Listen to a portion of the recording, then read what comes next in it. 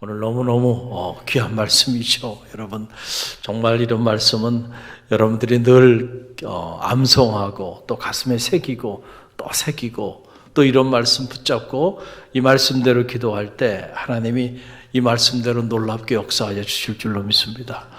이 말씀이 오늘 이 밤에 여러분에게 주시는 응답입니다. 할렐루야.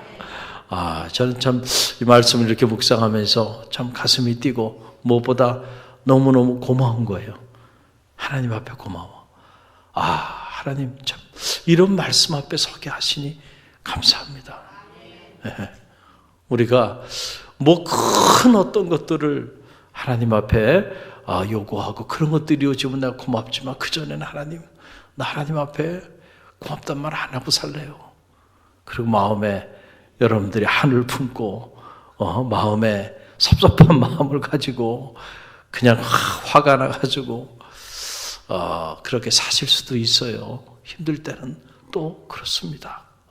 그런데 그런 삶이 지속되지 않게 되기를 간절히 바랍니다. 모든 것을 잃어버려도 오늘 하나님 살아계시고 그 하나님 날 버리지 않으셨어. 그리고 하나님이 이렇게 추억 같은 생명의 말씀, 축복의 말씀을 오늘은 내게 공급해 주고 있어. 모두가 다 떠나도 나는 이 말씀으로 행복할 수 있어. 감사할 수 있어. 여러분, 이 믿음이 여러분 가운데 불릴듯 일어나게 되기를 간절히 바랍니다. 사탄이요, 아무것도 아닌 허접한 것들 가지고 우리 마음을 흔들어요. 그런 것들 가지고 자꾸 하나님과 우리 사이의 관계를 미혹해 만들어요. 무너지지 않게 되길 바랍니다. 오늘 너무너무 귀한 말씀이에요. 생명의 말씀을 이미 오늘 이 밤에 기도의 응답으로 주셨어요. 우리가 묵상하길 원하는데 인생의 소나기가 올 때라고 하는 제목이에요. 한번 따라해 보세요. 인생의 소나기가 올 때. 우리 인생의 소나기가 올 때 우리가 어떻게 해야 될까라고 하는 그런 말씀입니다. 이 시편 91편은 모세의 시로 이렇게 기록되어 있는 놀라운 말씀인데, 여러분 이 모세라고 하는 인물 한번 생각해 보세요. 모세는 정말 파란만장한 삶을 살았던 그런 인물이에요. 파란만장한 삶을 살았습니다. 그렇죠?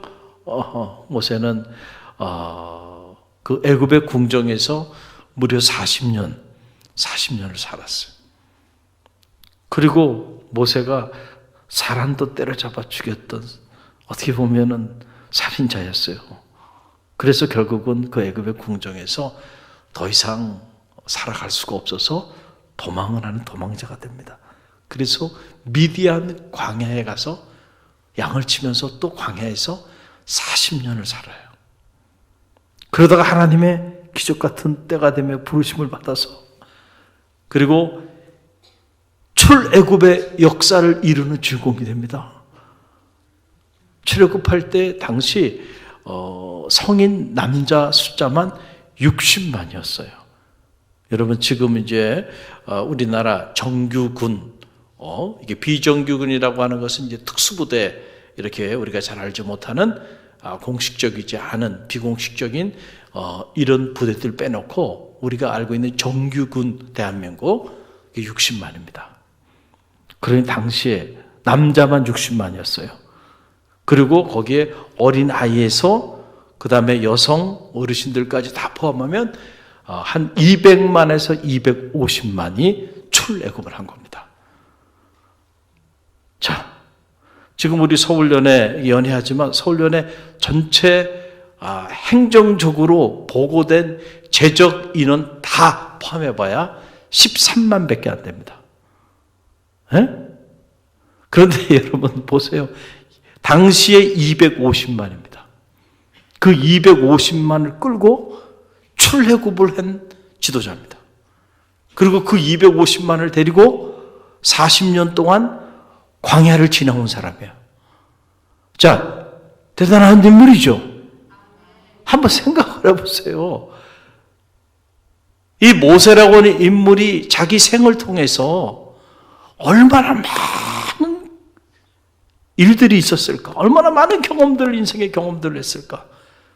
정말 파란만장한 인생을 살았던 인물이 누구예요? 모세라고 하는 인물이야. 그런데 이런 파란만장한 삶을 살았던 모세의 지혜, 모세의 그 삶을 우리가 함축적으로 들여다볼 수 있는 비밀의 말씀이 오늘 이 시편 91편이라니까요. 우리가 그런 관점에서 이 말씀을 보면요, 여러분 놀랍죠? 정신이 바짝 드는 거예요. 야, 어떻게 모세가 그런 인생을 살면서 그 수많은 난관들을 모세가 어떻게 극복해 나갈 수 있었을까? 거기에 대한 해답이 다 이 안에 담겨 있습니다. 물론 모세가 기쁘고 감격스러웠던 일도 많이 있었을 거예요. 하나님 모세와 늘 함께 하셨으니까. 그런데 그런 일만 있었을까요? 정말 모세조차도 감당하기 어려운, 힘들고 낙심이 되고 모세도요 좌절하고 절망했을 거예요. 모세 인생에 정말 감당하기 어려운 어느 날 갑자기 그냥 인생의 소나기가 내리기 시작하는, 어찌할 바를 알지 못했던, 잠 못 이루는 밤을 보내야 했던 그 수많은 세월들이 왜 없었겠어요? 여러분, 40년 동안 애굽의 궁정에서 말이죠, 그 바로 왕의 그 모든 영광을 한 몸에 받고 말이죠, 그렇게 자랐던 그 모세가 어느 날 갑자기 살인자가 되고 도망자가 돼서 저 미디안 광야에서 말이죠, 버려진 인생이 됐어요. 누구에게도 알려지지 않은 잊혀진 존재가 돼서 살아가면서 무슨 생각을 했겠어요? 어떻게 하다 내 인생이 이렇게 됐을까? 사람이 잘 살다가 갑자기 어려워지면 그거 감당하기 어렵거든요. 젊을 때 좀 어려웠지만 시간이 지나면서 점점 좋아지는 게, 그게 참 제가 살아보니까 지혜더라고요. 젊을 때 막 화려하게 살았는데 시간이 지나면서 점점 무너져. 그 무너지는 인생은 비참한 거예요. 저는 바라기 여러분의 인생이 시간이 지나면서 점점 세워지는 인생이 되길 간절히 바랍니다. 그 젊을 땐 고생해도 괜찮아. 젊잖아. 앞으로 살아갈 날들이 많잖아. 그래서 처음부터 너무 큰 집에서 시작하는 것도 이건 멍청한 짓이야, 내가 보기엔. 작게 시작해라. 최대한 작게 시작하는 지혜롭다. 그러면은 올라갈 일밖에 없어. 그래요? 안 그래요? 제가 이렇게 보니까 그러더라. 제가 유학생활 할 때 이렇게 보니까 제가 참 지금은 너무너무 감사해. 아무도 저를 도와주는 사람이 없었어요. 갈릴리교에서 저 도와주지 않았죠? 이분들 참 나쁜 분들이야. 제가 그곳 생활할 때 선교원금 한 번 보내지 않았는데 하나님 저를 이곳에 보내가지고 이분들의 사역을 하게 하는 거 보면 여러분은 대체 무슨 축복을 받은 거예요? 원래 기업에서 이렇게 장학금도 주고 이렇게 하면은 공부 마치고 나면 그 대신 조건이 있죠. 우리 기업에 와서 뭐 하게 하는 거예요? 봉직하게 하는. 그걸 조건으로 장학금을 주거든요. 하나님의 은혜인 거 이게 다. 할렐루야.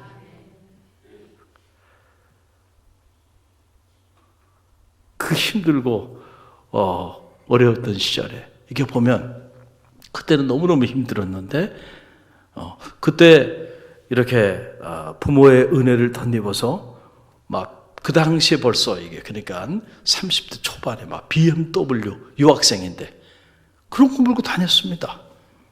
제 후배들이 아파트도 막 화려한 아파트에 살고 막 부족함이 없이 막 그러고서. 근데 지금 뭐 하고 있는지 아세요? 뭐 하고 있겠습니까? 그것까지만 얘기하겠습니다. 비참합니다. 사역지가 없어가지고 무너지는 거예요. 시간이 지나면 결국 하기도 못하고 세월은 보내고. 왜냐하면 가진 게 많으니까 뭐 놀러 다녀야지. 너무너무 아름다워. 방학 때 되면 놀러 다니고요. 공부도 제대로 하지 못하고 세월은 다 보내고 그리고 들어와가지고 오갈 데가 없어요. 오갈 데가 없어요. 근데 감사하게도 저는 고생했어요. 여러분 못 봤으니까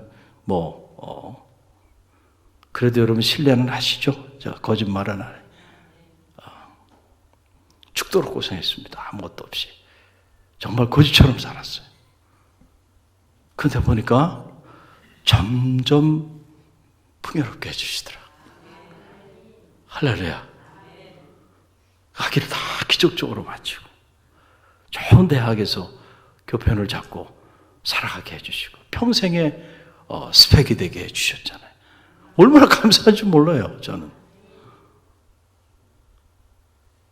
나이가 이제 60이 가까운데 여기저기서 불러주는 데가 많아.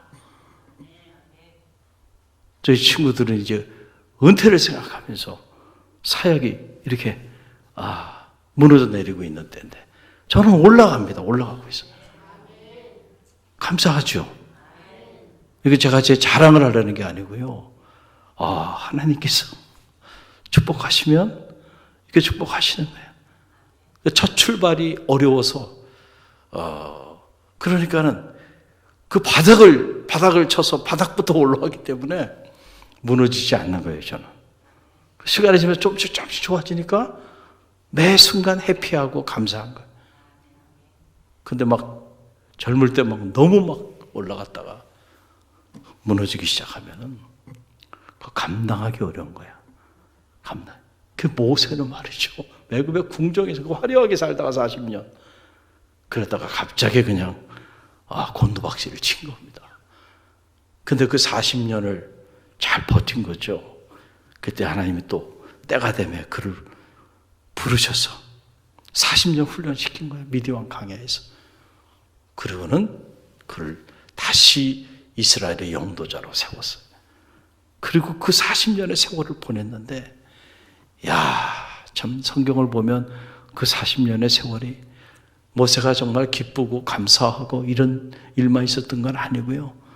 정말 너무너무 힘든 일들이 많이 있었어요. 제가 두 가지 사건만 여러분들에게 다시금 상기시켜드리면, 자, 250만을 데리고 10가지 기적 같은 재앙을 통해서 하나님이 출애굽의 역사를 이루었잖아요. 출애굽하자마자 어디 앞에 도달하게 됐어요? 홍해 앞에 도달하게 된 거예요. 홍해.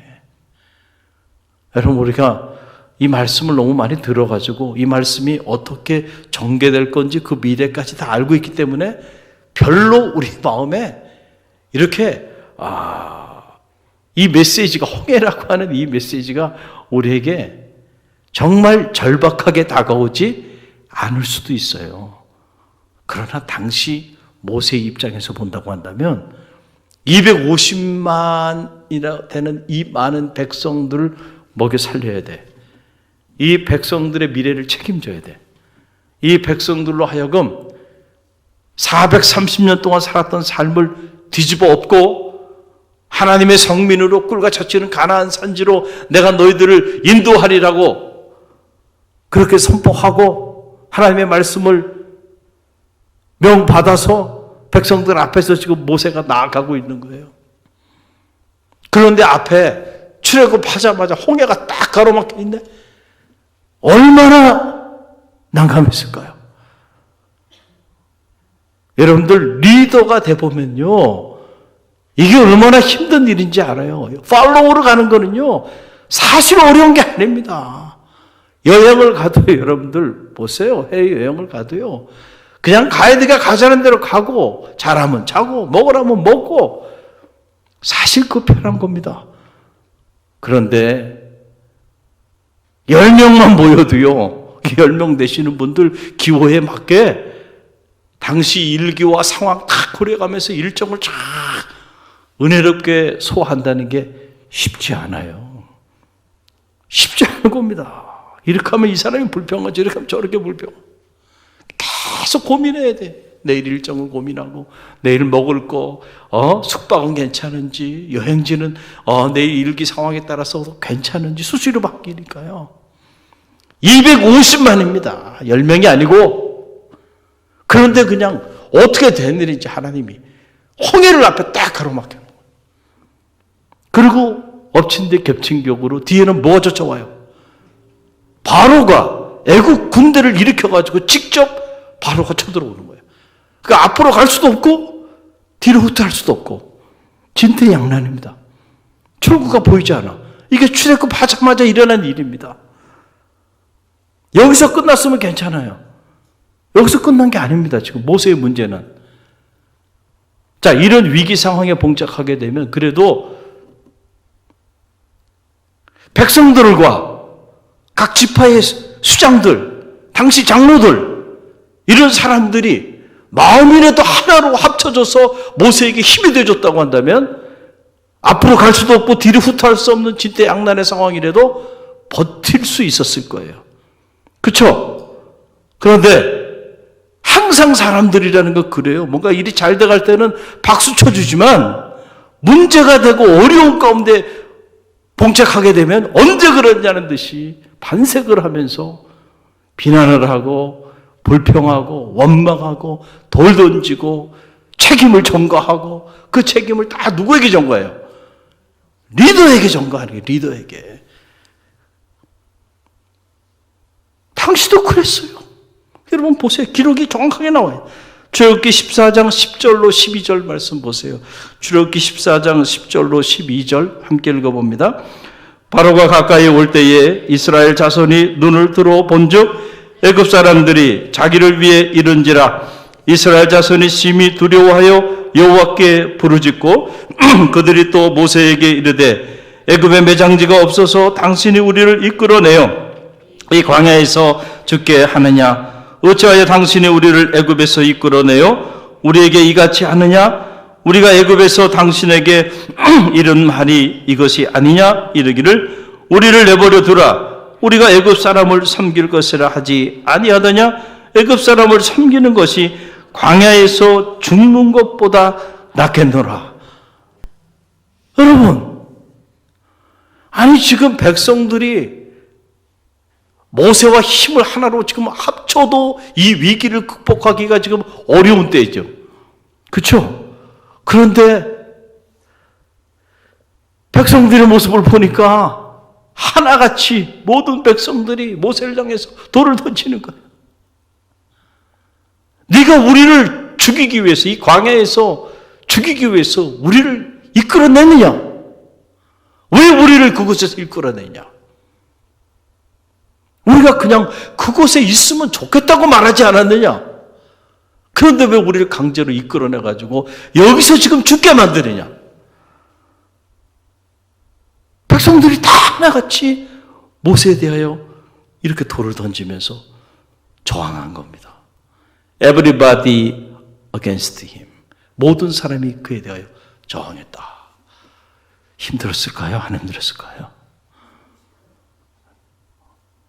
얼마나 힘들었을까요? 성경에 자세히 나와 있지 않아서 그렇지만 상상이 가능하잖아요. 250만이 한 사람을 대상으로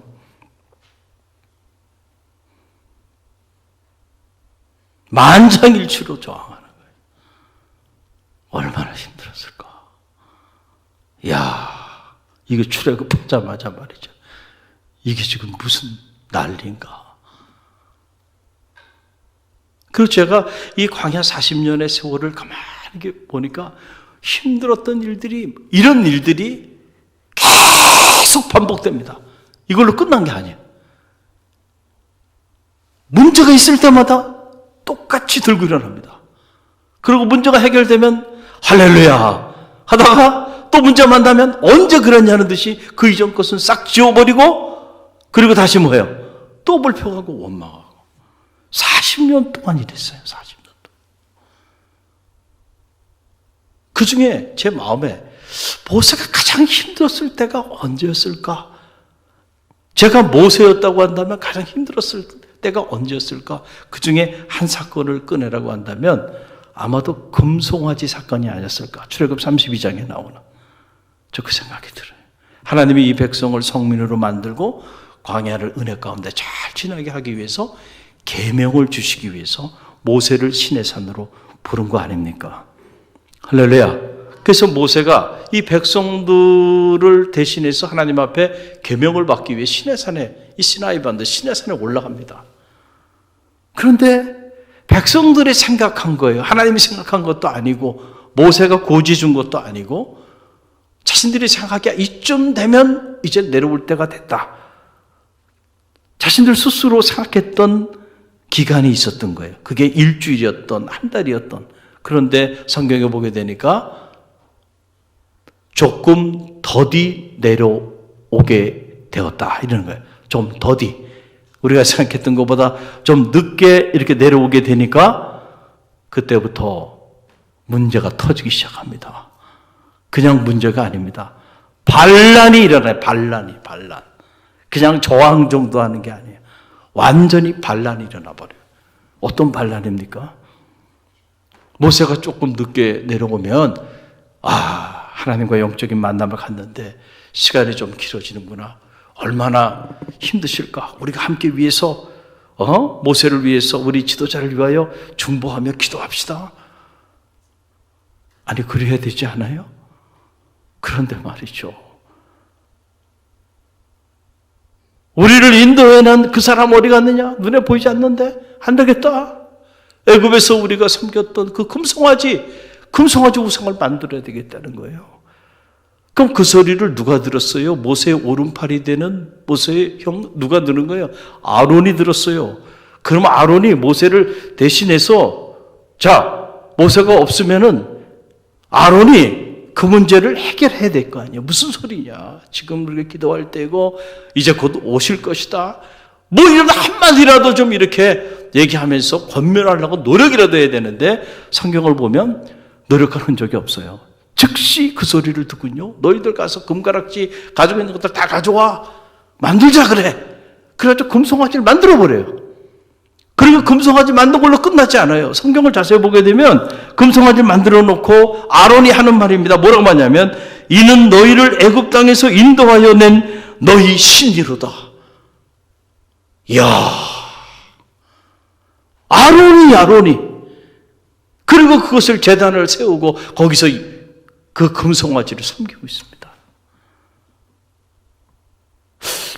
여러분 생각하기 아니 어떻게 이럴 수가 있을까? 홍해의 기적도 체험한 사람들이 금방도 모세가 안 보이니까 이렇게 돌변해요. 무섭죠? 무서워요. 믿는 도끼에 발등 찍힌다고. 아마 모세 입장에서 보면 그래 그 백성들 그럴 수 있을 거야. 그렇지만 아론만큼은 그렇지 않을 거야. 아론은 내 사람이잖아. 내가 아론을 믿어. 아론은 그래도 백성들이 그렇다 하더라도 내 마음을 가지고 백성들을 달래거나 백성들을 잘 계도할 거야. 그러지 않았을까요? 그런데 그놈의 자식 일단은 그래도 저는 심한 욕은 안 하죠. 어떻게 그러냐 말이야. 그러네요. 모세가 그때의 마음이 어땠을까? 저는 이 대목이 가장 힘들었을 것 같아요. 나중에 모세가 얼마나 화가 났으면 그냥 하나님이 적어준 계명 돌판을 집어 던집니다. 얼마나 화가 났으면 모세가. 그래서 제가 이렇게 전체 40년을 보면 그때 가장 힘들었을 거다. 나라도 그 당시가 그런 상황이 가장 힘들었을 것이다. 자, 모세가 우리가 그냥 그래 모세는 위대한 카리스마를 가지고 이스라엘 백성들을 출애굽시킨 위대한 지도자 뭐 이렇게 막 생각할 수 있는데 내막 안으로 들여다보면 말이죠. 정말 힘들고 어려웠던 바람만장한 그런 세월들을 보냈던 그런 인물이었음을 알게 돼요. 자, 제 안에 그런 생각이 들어요. 이런 수많은 일들 말로 다 설명할 수 없는 모든 사람이 자기를 대하여 반역을 하고 등을 돌리고 돌을 던지고 불평하고 원망하고 한두 사람도 아니고 200만이 넘는 사람들이 하나같이 만장일치로 그러고 나올 때 얼마나 무서웠을까? 얼마나 두려웠을까? 또 한편으로 보면 얼마나 가슴이 무너지고 속상했을까? 야, 정말 잠이 왔을까? 이런 생각들을 하게 돼요. 근데 어떻게 이런 세월들을 모세가 잘 극복할 수 있었을까? 궁금하잖아요. 어떻게 극복할 수 있었을까요? 이 감당할 수 없는 인생의 소나기를 맞이했을 때 모세가 이런 수많은 시련들, 역경들을 극복할 수 있었던 비밀이 오늘 본문에 나오는 거예요. 한마디로 말씀드리면요, 모세는 이렇게 감당할 수 없는 인생의 소나기를 맞을 때 피할 곳이 있었다는 거예요. 할렐루야. 여러분 그 내용 오늘 2절 보세요. 2절에 함께 읽어봅니다. 나는 여호와를 향하여 말하기를 그는 나의 피난처요 나의 요새요 내가 의뢰하는 하나님이라 하리니. 아멘. 참 모세에게 이 인생의 소나기를 만날 때 피할 곳이 있는 피난처가 되어주신 하나님, 요새가 되어주시는 하나님, 그 하나님이 있었기 때문에 모세가 그 수많은 백성들이 자기를 향하여 반역을 하고 돌을 던지고 불평하고 원망하며 나올 때 그 위기를 버티고 그리고 그 위기를 극복할 수 있었다라고 하는 그런 사실입니다. 여러분 소나기를 만날 때 피할 곳이 있는 사람이 행복한 사람이에요. 인생을 살다 보면 그렇잖아요. 좋은 일도 많이 있지만 어떨 때는 정말 감당하기 어려운 자녀의 문제가 됐든 건강의 문제가 됐든 사업의 문제가 됐든 경제적인 문제가 됐든 정말 너무너무 힘들 때가 있어요. 그렇죠? 여러분 그럴 때 피할 곳이 있는 사람이 행복한 거예요. 근데 피할 곳이 없어. 여러분 그래서 사람들이 무너지는 겁니다. 에? 요즘은 10대도 마약을 한다잖아요. 이게 마약 청정국이 아니야. 사람들이 말이야 괴로워 마음속에 젊은이든 젊은이대로 나이 든 사람은 나이 든 사람대로 유명한 사람은 유명한 사람대로 지희 고하를 막론하고 심지어 대학 교수들까지 말이죠. 다 마약에 빠져가지고 그러고 살아가고 있단 말이에요. 한편으로는 이해가 돼. 하나님 없이 인생을 살아가니 말이죠. 미치지 않고 버틸 재간이 있겠는가? 그래서 불쌍해 진짜. 우리는 피난처가 있는 사람들이에요. 할렐루야.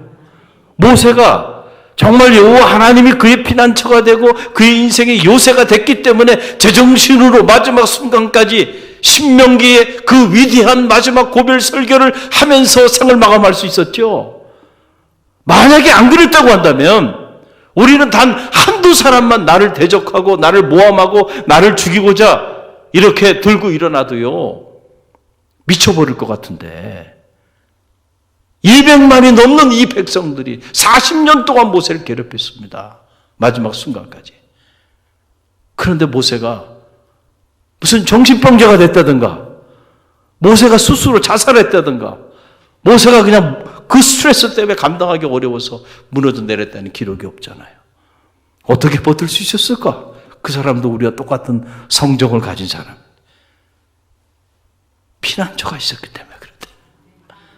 여호와 하나님이 나의 피난처가 되시고 나의 요새가 되어주셨다라고 하는 것이 오늘 시편 91편의 기록입니다.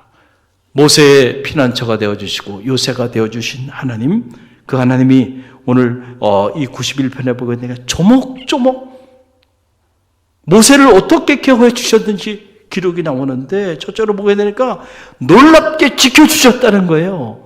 할렐루야. 여러분께 3절로 7절에 나와요. 3절로 7절 우리 다시 한번 함께 읽어봅니다. 이는 그가 너를 새 사냥꾼의 올무에서와 심한 전염병에서 건지실 것이미로다. 그가 너를 그의 기초로 덮으시리니 내가 그의 날개 아래에 피하리로다. 그의 진실함은 방패와 손방패가 되시나니 너는 밤에 찾아오는 공포와 낮에 날아드는 화살과 어두울 때 퍼지는 전염병과 밝을 때 닥쳐오는 재앙을 두려워하지 아니하리로다. 1000명이 내 왼쪽에서 10,000명이 내 오른쪽에서 엎드려지나 이 재앙이 내게 가까이 하지 못하리로다. 아멘. 얼마나 놀라운 말씀이에요. 여러분 잘 보세요. 모세가 여호와 하나님을 자기의 피난처로 삼으니 피난처 되어주시는 하나님께서 모세를 어떻게 지켜주셨는가, 거기에 대한 기록입니다. 저는 말하기는 중요한 건 여러분이 여호와 하나님을 여러분의 인생의 피난처로 삼는 것이 중요하다니까요. 할렐루야. 그럴 때 그런 사람들에게 하나님이 어떻게 지켜주시는가? 오늘 모세가 전 내용을 보면 알아요. 자, 보세요. 사냥의 올무와 심한 전염병에서 건져주셨다는 거예요. 사냥의 올무. 여러분 올무 알죠? 짐승들 잡기 위해서 이렇게 올무 쳐놓잖아요. 우리를 무너뜨리기 위하여, 여러분의 자녀를 무너뜨리기 위하여 올무들이 많이 있다니까요. 그 올무에 걸러 넘어가지 않기 위해서는 피난처 되어주신 하나님께서 돌봐주셔야 돼. 수많은 재앙들, 전염병에서 건져주셨다는 거예요. 또 보니까 그의 날개로 품어주시고 적들의 화살의 방패와 소방패가 되어주셨다는 거예요. 저는 바라기는 하나님이 여러분의 자녀를 품에 품어주는 축복이 있게 되길 간절히 바랍니다. 아무나 막 품어주는 게 아니고 여러분의 자녀가 여호와 하나님을 자기 인생의 피난처로 요새로 삼을 때 하나님은 그런 사람들을 버리지 아니하시고 품어주신다는 거예요. 여러분 그걸 위해 기도해야 돼요. 여러분의 가정이 통째로 여호와 하나님을 피난처로 삼는 가정이 되기를 간절히 바랍니다. 그럴 때 그 가정 지켜주신다니까요. 우리의 삶을 무너뜨리기 위하여 그냥 한두 번 화살이 날라오는 게 아닙니다. 독화살이 날라오고 불화살이 끊임없이 새까맣게 날라옵니다. 여러분 재주로 한두 번은 피할 수 있어요. 그러나 그거 다 피할 수 있습니까? 아니에요. 방패가 되어주시는 하나님이 지켜주셔야 돼. 그래서 모세를 무너뜨리기 위하여 그 수많은 독화살들을 쏴대는데 여러분 그거 다 맞았으면 모세 흔적도 남지 않고 사라졌을 거예요. 그러나 하나님이 나의 피난처 되어주시는 하나님, 나의 요새가 되어주시는 하나님께서 다 막아주셨다는 거예요. 할렐루야.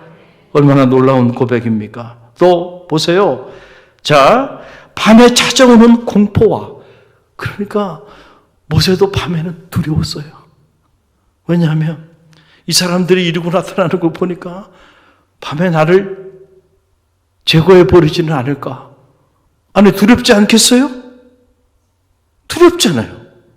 믿을 수가 없는 사람들 아니에요. 불평과 원망이 막 터져 나오는데 가만히 두겠냐면.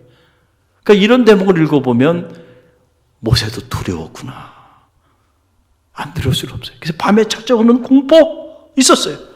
낮에 날아드는 화살, 대낮에도 나를 죽이기 위해서 공격하는 화살들이죠. 어두울 때 퍼지는 전염병, 그리고 밝을 때 닥쳐오는 재앙, 두려워하지 않게 해주셨다. 할렐루야. 어떻게 그런 것들을 두려워하지 않아요? 우리는 이 코로나 바이러스 2년 반 지나면서 얼마나 두려워했습니까? 깜짝을 못하고요. 끊임없이 밀려오는 이런 재앙들로 인해서 두려울 수밖에 없었는데 피난처 되어주시는 그 하나님이 나로 하여금 두렵지 않게 해주셨다. 그리고 여러분 보세요. 참 이 대목 보니까 1000명이 왼쪽에 그리고 10,000명이 오른쪽에서 엎드려지는 재앙이 있다는 거예요. 그러니까 주변의 사람들이 다 죽어 넘어가는 거예요 지금. 그러나 그런 무서운 재앙에서도 피난처 되어주신 하나님이 모세를, 나를 지켜주셨다는 거예요. 저는 이 하나님이 여러분을 지켜주게 되기를 간절히 바랍니다. 여러분의 가정을 지키고 여러분의 자녀를 지켜주시기를 간절히 바랍니다. 우리 갈릴리 교회를 지켜주시기를 간절히 바랍니다. 모세가 그 파란만장한 광야 40년을 지나면서 겪었던 이 수많은 일들, 이런 일들도 있었구나. 왼쪽에는 1000명이, 오른쪽에 10,000명이 죽어 넘어가는 그런 재앙도 만났었구나. 그런데 그런 재앙 속에서도 지켜주셨구나. 코로나 2년 반을 많은 사람들이 죽었습니다. 세상을 떠났어요. 저와 여러분은 지켜주셨어요. 여러분 감사합니까? 이제는 뭐 이렇게 지나왔으니까 감사는 우리 딴 데 잘 모셔놨나요? 감사하세요. 여러분의 자녀 지켜주셨잖아요. 전 세계적인 팬데믹이 왔는데 2년 반 동안 여러분의 가정 지켜주시고 직장 지켜주시고 사업체도 지켜주시고 이 교회도 다 사라져버렸을 줄 알았는데 여러분 오늘 많이 오셨어요. 왜 많이 오셨다고 제가 생각하냐면요. 저는 아무도 계시지 않는 때에 이 빈 성전에서 설교한 날이 한두 번이 아니었기 때문에요. 이제는 한 사람만 와도 괜찮아요. 한 사람도 없었어요. 어떨 때는 마음에 중직자들은 좀 나와서 좀 앉아있으면 좋겠는데 그런 마음도 한 적이 있어요. 안 오더라고요. 아무도 안 오더라고요. 아무도 없는데 설교를. 어떨 때는 설교를 하다가요. 이게 지금 뭐 하는 건가? 제가 깜빡할 때가 있었어요. 그래서 설교를 3번 한 적이 있어요. 주일 설교. 여러분 녹화 한 번 집에서 이렇게 들으셨죠?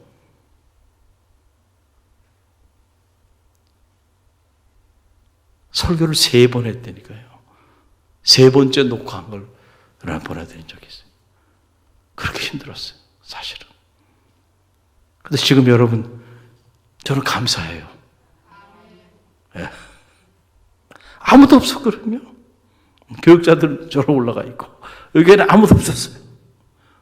근데 지금 너무 많이 오셨어. 할렐루야. 그러니까 저는 바닥을 쳐봤기 때문에 이제는 한 분이 오든 두 분이 오든 단 한 사람만 앉아 있어도요 감사할 거야. 할렐루야. 사탄이 감당하기 어려울 겁니다. 저를 이렇게 무너뜨리고 저렇게 무너뜨리려고 아무리 해도 해봐 내가 무너지나. 할렐루야. 지켜주신 거예요. 모세만 지켜준 게 아니고 저와 여러분도 지켜주셨다니까. 모세의 간증일 뿐만 아니고 보면 오늘 저와 여러분의 간증이 아닌가요? 지난 세월을 돌아보면 말이죠. 하나님이 다 지켜주신 거예요. 그래서 여기까지 온 거예요. 또 둘째로 오늘 말씀을 보게 되니까 자 보세요. 10절로 11절 말씀 보세요. 10절로 11절 함께 읽어봅니다. 화가 내게 미치지 못하며 재앙이 내 장막에 가까이 오지 못하리니 그가 너를 위하여 그의 천사들을 명령하사 내 모든 길에서 너를 지키게 하심이라. 아멘. 야, 이래서 살았구나 모세가. 하나님이 이렇게 지켜주셨구나 그를. 또 보세요. 지켜주신 정도로 끝나는 게 아니고 오히려 하나님이 그 위기 가운데서도 그를 높여주시고 영화롭게 해주시고 행복하게 해주셨다는 겁니다. 여러분 그 내용이 14절로 16절에 나와요. 함께 읽어봅니다. 하나님이 이르시되 그가 나를 사랑하신 즉 내가 그를 건지리라. 그가 내 이름을 안즉 내가 그를 높이리라. 그가 내게 간구하리니 내가 그에게 응답하리라. 그들이 환난 당할 때에 내가 그와 함께하여 그를 건지고 영화롭게 하리라. 내가 그를 장수하게 함으로 그를 만족하게 함 나의 구원을 그에게 보이리라 하시도다. 아멘. 야, 하나님이 이렇게 수많은 재앙 속에서 지켜주시고 건져주시고 공포와 두려움 가운데서 그의 마음을 붙잡아 주시고 천사를 보내셔서 그 수많은 전염병과 재앙에서 지켜주시고 이걸로 끝난 게 아니고요. 이 내용을 보니까 하나님이 나를 사랑하셔서 나를 건져주실 뿐만 아니라 나를 높여주셨다는 거예요. 내가 기도할 때마다 응답해 주시고 환난 당할 때에 함께 하셔서 건져주시고 나를 영원롭게 해주셨다는 거죠. 장수하며 행복하게 만족한 삶을 살아갈 수 있도록 내 삶을 축복해 주셨다라고 하는 그런 사실이에요. 오늘 여러분은 여러분의 어떤 인생의 소나기를 맞이하고 있나요? 그 소나기 때문에 여러분의 마음에 낙심이 되고 좌절과 절망 가운데 있습니까? 여호와 하나님이 여러분의 피난처가 되심을 꼭 믿으시고요. 나에게는 피난처가 있어. 나에게는 요새가 있어. 할렐루야. 그러니까 여러분 모세만큼 이렇게 어려움을 많이 겪었나요? 그 수많은 파란만장한 세월을 견뎌냈던 모세, 그 모세에게도 피난처가 되시고 요새가 되신 하나님이 있어서 오히려 모세가 그 모든 세월들을 믿음 안에서 승리할 수 있었어요. 사랑하는 교회 여러분, 낙심하지 마시고요. 여러분의 인생의 피난처로 실제로 하나님을 여러분의 인생의 피난처로 삼으세요. 요새로 삼으세요. 그러면 모세와 함께 하셨던 이 하나님, 모세를 지켜주시고 높여주신 하나님, 저와 여러분을 지켜주시고 높여주실 줄로 믿습니다. 오늘 주신 말씀 붙잡고 우리가 기도하며 나가는데요.